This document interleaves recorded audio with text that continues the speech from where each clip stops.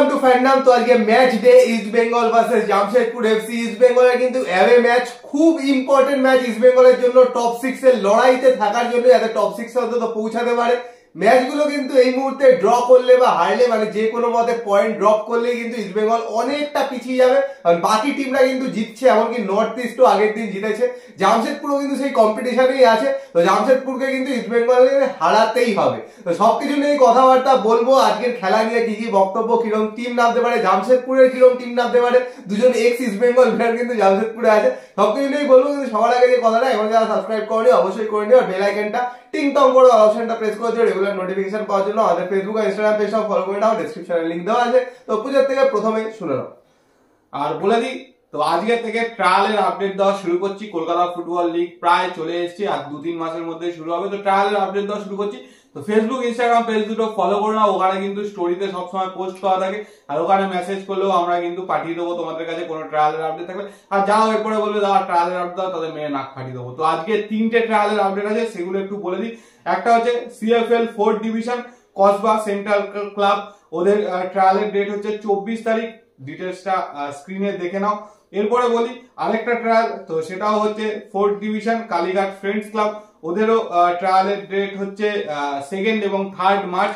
স্ক্রিনে ডিটেলসটা দেখে নাও। এবং তার সাথে 2nd division CFL Bidhannagar municipal sports academy, ওদের ট্রায়ালের ডেট হচ্ছে 26 তারিখ। তো ওটাও স্ক্রিনে ডিটেলসটা দেখে নাও। যদি যেতে চাও গিয়ে তোমরা চলে যাবে, নাহলে ফোন নাম্বার দেওয়া রয়েছে, কন্ট্যাক্ট করে নেবে। এবং তার সাথে বলে রাখি, আজকে কিন্তু মোহামেডান স্পোর্টিং ক্লাবের জন্মদিন, 134তম জন্মদিন। তো আমাদের তরফ থেকে সমস্ত মোহামেডান ক্লাবের ফুটবলাররা, অফিসিয়ালরা এবং সমর্থকদেরকে অভিনন্দন। এবং তার সাথে বলে রাখি, যেরকম ইস্ট বেঙ্গল এবং মোহনবাগানে প্রচুর মহিলা সমর্থক রয়েছে, সেরকমও কিন্তু মোহামেডানেও মহিলা সমর্থকরা যোগদান করছে, সেরকমই কিন্তু দুজন। তো তাদের ছবিটা দেখে নাও স্ক্রিনে। এর সাথে বলে রাখি আরো একটা আপডেট, সেটা হচ্ছে এই মুহূর্তে কিন্তু সন্তোষ ট্রফি চলছে। তো গতকালকে অনেকগুলো খেলা ছিল, তো সেগুলো স্কোর আপডেটটা দিচ্ছি। তার আগে বলে দিই আজকে যেই খেলাগুলো রয়েছে সন্তোষ ট্রফিতে, একটা হচ্ছে দিল্লি ভার্সেস কর্ণাটকা, এই ম্যাচটা অলরেডি হয়ে গেছে, 1-1 ড্র হয়েছে। এরপরে আছে মণিপুর ভার্সেস রেলওয়েজ, আর রেলওয়েজে কিন্তু প্রচুর বাঙালি ছেলে রয়েছে, সুব্রত মুর্মু থেকে শুরু করে রাজা বর্মন, গৌতম পুজুর, এরা কিন্তু রয়েছে। মহারাষ্ট্র ভার্সেস মিজোরাম রয়েছে। এই 3টে ম্যাচ এখনো বাকি আছে। গতকালকে যে খেলাগুলো ছিল তার মধ্যে আসাম এবং কেরালা 3-1 গোলে জিতেছে। গোয়া অরুণাচল প্রদেশ 3-3 গোলে ড্র হয়েছে। আর আজকে সকালে দিল্লি কর্ণাটক ছিল, সেটা কিন্তু 1-1 ড্র হয়েছে। তো সব শুনে নিলে, আলাদা আপডেট যা যা ছিল ইন্ডিয়ান ফুটবলে যা যা চলছে সব শুনে নিলে। এবার হলো যেটা জানতে চাওয়া হলো আজকের ম্যাচ নিয়ে যা বক্তব্য। আজকের ম্যাচে কিন্তু ইস্ট বেঙ্গল ফুল স্কোয়াড পাচ্ছে, শুধু সাউল নেই, যেরকম আগেও বলেছিলাম। সাউল ছাড়া কিন্তু সবাই আছে, কোনো কার্ডের সমস্যা, কোনো ইনজুরি এরকম কিন্তু কিচ্ছু নেই। তো সাউল কলকাতায় আছে, সাউলের এমআরআই চলছে এই মুহূর্তে। তারপরে কিন্তু কাল পরশু ডিসিশন হবে যে পরের ম্যাচ থেকে সাউল খেলবে নাকি আরো কিছুদিন রেস্ট দিয়ে তারপরে সাউলকে খেলানো হবে। কিন্তু বাকি যে স্কোয়াডটা পুরোটাই কিন্তু জামশেদপুরে আছে। নতুন যে প্লেয়ার এসছে আলেকজান্ডার প্যান্টিক, তাকেও কিন্তু দেখেছো, সে প্র্যাকটিস করেছে, সবকিছুই করেছে, টিমের সাথে আছে।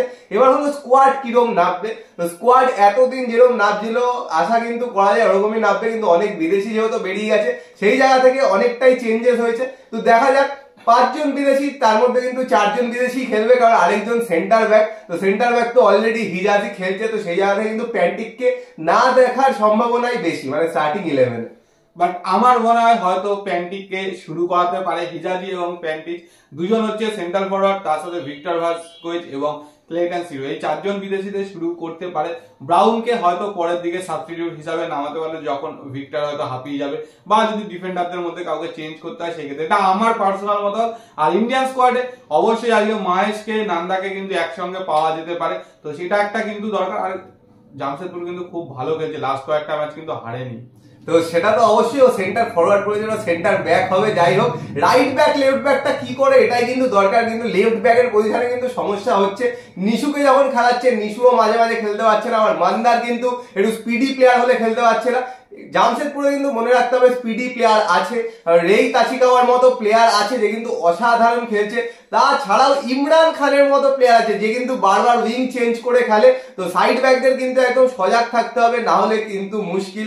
আর ড্যানিয়েল চিমাচুকু কিন্তু আলাদাই ফর্মে আছে, গোল করছে পরপর। আর সিভেরিও টোরো যে ইস্ট বেঙ্গল থেকেই ওখানে গেছে, ওই কিন্তু সাবস্টিটিউট অ্যাপিয়ারেন্সে নামাবে। কিন্তু যেটা বললাম যে স্পিডি কিন্তু কিছু প্লেয়ার আছে যারা কিন্তু উইং বারবার চেঞ্জ করে খেলে নিজেদের মধ্যে, তো তাদেরকে কিন্তু কন্ট্রোলে রাখতে হবে। আর বাকি যে টিম, সৌভিক চক্রবর্তী তো অবশ্যই থাকবে, ভিক্টর ভ্যাসকেজ তো মাঝখানে থাকবে। এবার দুজনের সাথে আরেকজন কে থাকবে সেটাই হলো দেখার বিষয়। মানে অনেক কিন্তু অপশন আছে, কিন্তু আজকের ম্যাচে কি করবে, কারণ দুজন সেন্টার ব্যাক যে পুছে বললো এটা কিন্তু সম্ভাবনা আছে, কারণ লালচুং নোংরা কিন্তু সেরকম ভালো খেলতে পারছে না। ওপরের তিনজন ফিক্স, ক্লেইটন এক সাইডে, নান্দা এক সাইডে, মাহেশ ফিক্স, নিচের চারজন। এবার লেফট ব্যাকটা ছাড়া কিন্তু বাকি পুরোটাই ফিক্স, ডান দিয়ে কিন্তু মোহাম্মদ রাকিবই খেলবে। আর এটাই দেখার বিষয় যে মিডফিল্ডে আরেকজন আর লেফট ব্যাক এই দুটো পজিশনে কাকে কাকে খেলা। আর একটা বলে রাখি যে জামশেদপুরের তো আরো বেশ প্রমিসিং প্লেয়ার রয়েছে, অসাধারণ খেলছে। তার মধ্যে একজন 19 বছর বয়সী অসাধারণ, মানে আমার তো এই বছরের মানে এমার্জিং প্লেয়ার বলা যায়, সেটা হচ্ছে সানান মোহাম্মদ। আগের দিন গোলও করেছে, তো দারুণ খেলছে, দারুণ স্কিলফুল, দারুণ স্পিডি প্লেয়ার সেরকম রয়েছে। আরো একজন ডিফেন্সে বেশ মানে একদম লম্বা চড়া গার্ড রয়েছে, সেটা হচ্ছে প্রভাত লাকড়া, বেঙ্গলের ছেলে। আর সেমিফাইনাল ম্যাচটা দেখেছিল, দারুণ কিন্তু ডিফেন্স করেছিল, প্রত্যেকটা ম্যাচে কিন্তু ভালো খেলেছে। সেই প্রভাত লাকড়ার একটা গার্ড রয়েছে, এবং ওদের মিডফিল্ডে একজন রয়েছে মানজারো বলে, তো ওকে কিন্তু একদম মানে ওই সৌভিক চক্রবর্তী ওর পিছনেই লাগিয়ে রাখতে হবে, কারণ ওই কিন্তু কি প্লেয়ার, আর যত গোল ম্যাক্সিমাম গোলের পাস বা থ্রু কিন্তু ওর পা থেকেই আসে। তো সৌভিক চক্রবর্তীর রোলটা কিন্তু এখানে খুব ইম্পর্টেন্ট মানজোরোকে আটকানোর জন্য, কিন্তু মানজোরোকে শুধু আটকালে হবে না, রেই তাচিকাওয়াও আছে, যদি মানজোরোকে আটকেও দেয় রেই তাচিকাওয়াও কিন্তু খুব ভালো প্লেয়ার।